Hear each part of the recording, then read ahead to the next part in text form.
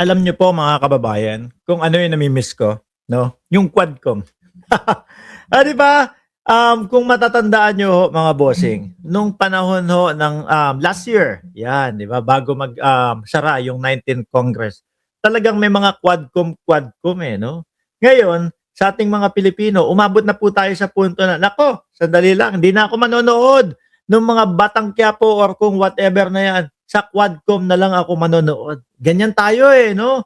Talagang ang dami pong nakikita at ang dami pong iniimbestigahan doon sa Quadcom, mga bossing. Ngayon, talagang, yung mga tao na iniimbestigahan at mga iniimbitahan ho, mga bossing, tayong mga Pilipino nakikita natin at napapanood natin na talagang, naku, tignan mo 'tong mga tao na 'to.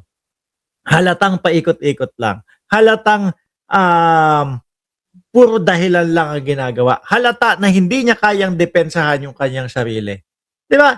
Diyan nga din po mga bossing, sa Congress na mga hearing na 'yan, kung maalala niyo po, diyan nga din po nabulilyaso o nabuko yung mga Mary Grace Piatos, mga Kokoy Villamin, 'di ba? At isa na din po diyan mga bossing, sa Quadcom, yung, crimes against humanity nung dating Pangulong Duterte ho.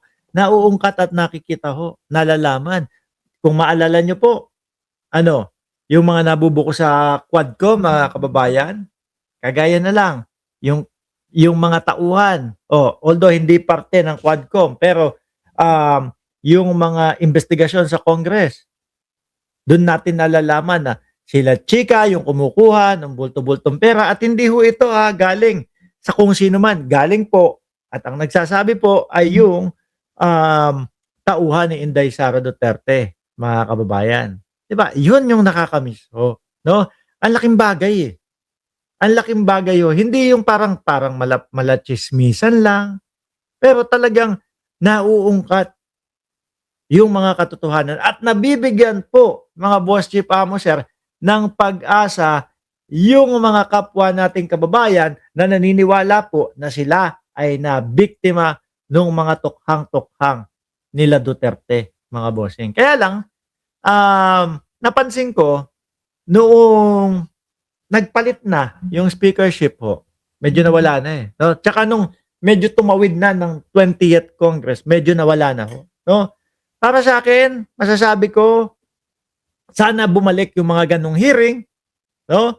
Kasi ho, mga kababayan, ang laging sinasabi ng mga ipinapatawag o mga iniimbitahan doon, "Naku, pamumulitika lang 'yan," et cetera, et cetera.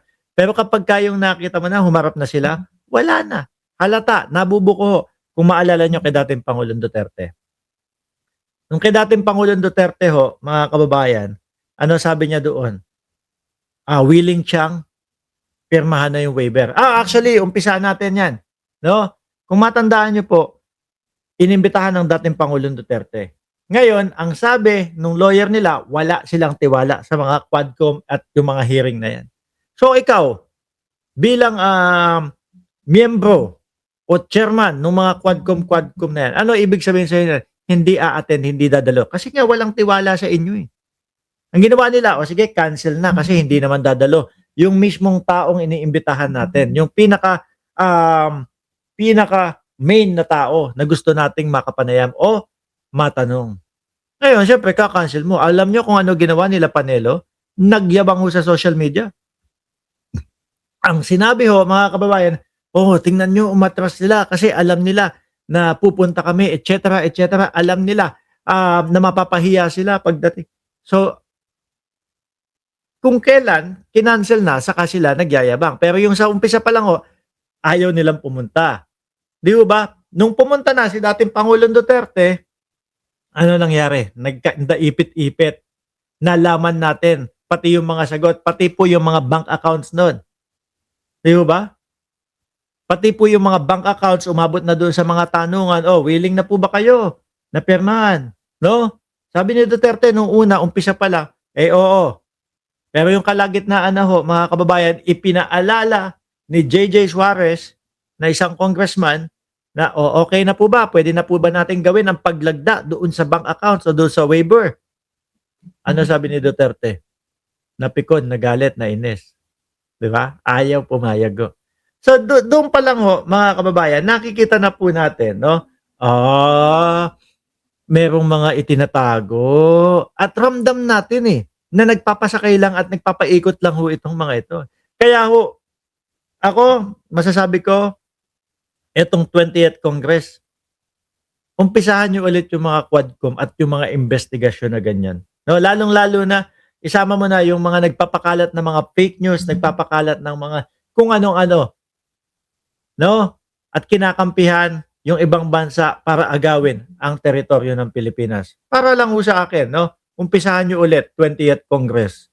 Or baka may kinatatakutan kayo.